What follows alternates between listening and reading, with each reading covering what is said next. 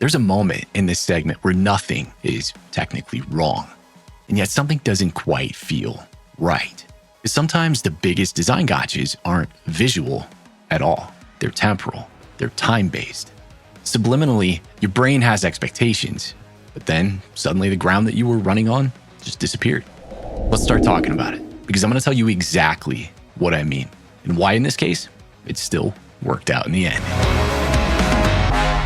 It's Does This Pyro Segment Suck? The show segment where we stop pretending every big finale is automatically good just because it's loud and actually talk about why things work or don't. Ladies and gentlemen, this is the January 2026 competition, and this entry marks the last entry and review for the January contest. Speaking of ladies and gentlemen, today we're looking at a segment from Brandon and Lindsay Williams, their hubby and wife duo. This show segment is from their 2023 Unlimited show at Sky Wars.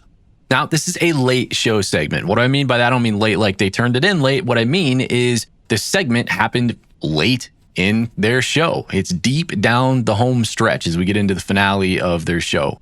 It's where energy management, vertical clarity, and control really matter, especially when the music is doing everything that it can to push you into what you would consider excess. Brandon and Lindsay write, "While this whole show had some match issues, I'm still damn proud of putting this thing up in the air. By far the biggest show I've personally done yet. I think I've learned a lot and fixed many issues since then. Some on timing and just not trusting YouTube videos for timing. Not a single item was tested. My wife and I are known locally for our finales, as I'm sure many listening are. Thoughts here? Too much? Not enough? What about leading up to? There is a pause there in the middle. We were supposed to have letter, number racks that never showed up. I mean, what? No, that was intentionally done to allow smoke to clear so that I didn't dig my own grave and lay in it. Thanks, guys. Good to see you back." high energy music can be a blessing and a curse. It gives you momentum, but it also makes it very easy to overcook your visuals if you're not disciplined in the way that you lay things on a timeline or fill your sight picture. For the most part, Brandon and Lindsay do a really good job maintaining clean vertical separation, which is no small task on a field this large.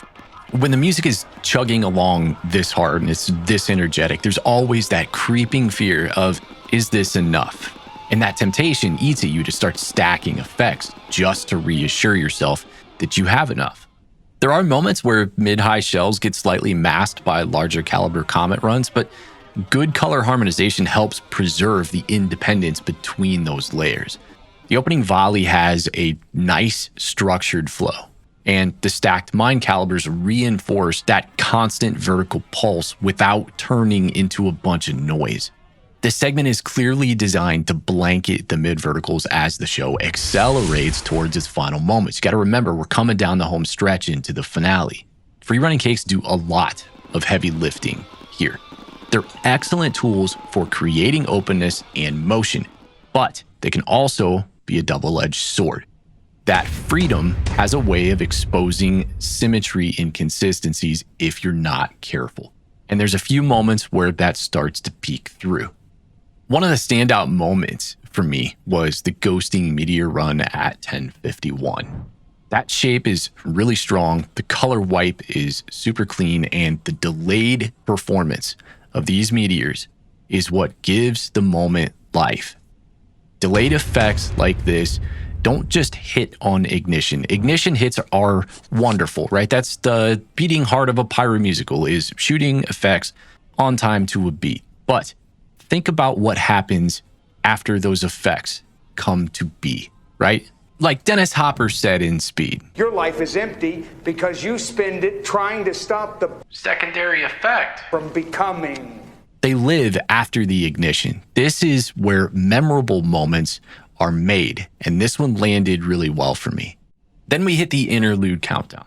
Brandon and Lindsay elect to keep the field clear as the ghosting meteors finish their burn. Now, but what do you mean by countdown? The lyrics in the song are literally counting down with every bar. And that matters because what comes next is directly tied to that structure, which brings us to the music cut. In Escape the Fates, One for the Money, the chorus line goes, because it's one for the money. 2, it's 2, because it's 2 for the show. 3, it's 3 to get ready. And are you ready, Are you ready? Let's go. So it contains the mother of all dirty words in that 4th bar. And unless you are some kind of vagrant, you may not shoot a fireworks pyromusical on the biggest domestic stage in front of a bunch of soccer moms and priests and people that care to a song with the F word in it. So Brandon and Lindsay had a task in front of them in pulling this sucker out of the mix. A lot of modern hard rock and metal in this genre exists in 4/4 time signatures. When you tap your foot, you start on 1 and you resolve on 4. Chorus bar structures are often identical every time they repeat. The challenge Brandon and Lindsay had here is because that F-bomb existed in the 4th bar of the chorus, they had to find a way to remove it. So they elected to remove the 4th bar of the chorus, even though the edit itself was done really well. As a listener, I can't help but feel like things didn't resolve. As Western music listeners, we are trained for entire songs to expect that 4th beat, that 4th count. When it's gone, your brain notices it and you kind of get that something just happened moment. You have no idea what just happened, you just know something happened. In cases like these, I'm generally a fan of preserving groove integrity and muting the offensive phrase rather than cutting time. Today, that is a relatively easy task with all of the tools available on the internet. In 2023, when Brandon and Lindsay were cutting this, that was not so much an easy task. Phase inversion tricks and stem hunting were pretty much all that was in the toolbox a few years ago. So the decision to physically shorten the bar makes sense in context. At 11:01, the dual wing parabola with glittering tail comets looks excellent. Spacing is clean. There's no crosstalk between the wings. I'm jealous.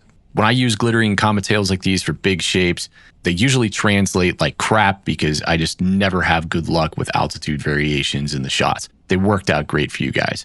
That moment establishes huge energy. And once you set that bar, everything after that needs to live relative to it. The following sequence steps high-level shells to the music while lower-level mines accent downbeats. Those lower-level mines appear to be short-burn 22mm effects. They do fill space, but they disappear really quickly, which leaves the lower vertical feeling a little underpowered compared to the established energy. It's less of a quantity problem than it is an effect selection. Something longer burning that lived along with the length of the downbeats would have worked super well here. The chase sequencing into the finale side picture is strong. The segmented wash of the brocade mids and the shikis up high and the long running whistles kind of dividing up the field shows a really clear control. And I also dug the accent volleys of color over the brocade backdrop. They brought flashes of contrast to the entire sequence. I thought that was really cool. This segment shows good vertical separation and disciplined washes. There's some well thought out effects choices and shapes in there as well. Big takeaway is control, especially in the finale environment. Effect choice, burn time, all of these things play a huge role in how big something actually feels. Here's the question for the community. When you're designing to high energy music late in a show, how do you decide when to add more versus when to let something breathe? So, does this pyro segment suck? Nopers, it does not. A high energy track with high energy moments, some solid shapings to accent big moments, and a good demonstration of his and hers control throughout. Brandon, Lindsay, couples who design together, stay together. Keep at it. That does it for January's Does This Pyro Segment Suck contest entries. Thank you from the bottom of our hearts to every designer that submitted your hard work for us to pick apart and talk about. I know that that can feel unnerving considering so many of us do this for the love of the game and literally nothing more. Know that you're appreciated, whether you sucked or whether you didn't suck. Your hard work has inspired others, and together we gave something, for better or worse, back to the community to chew on. We'll be announcing the winners here shortly. There's going to be 2 winners from the pool of January entries drawn at random. We got a $50 gift card from Muxboard, and I'm tossing in a one-shot ball sack. That's 36 balls for your Craigco racks, plus a Rhythm sweatshirt, whether it's a crew neck or hoodie, we'll see. I'm Bozy from the Rhythm Pyro podcast. Go check out the show. It's available anywhere that you like to listen to podcasts. Now, stop talking about it. Get featured on Does This Pyro Segment Suck Wednesday by submitting your segment clip at the link below.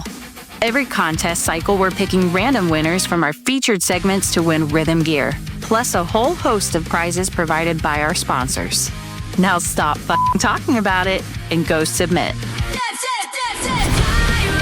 segment suck. Is it $1 million or totally f***ed? Light the match, let the sparks fly high, or leave us asking, when did you die? It's Wednesday, baby.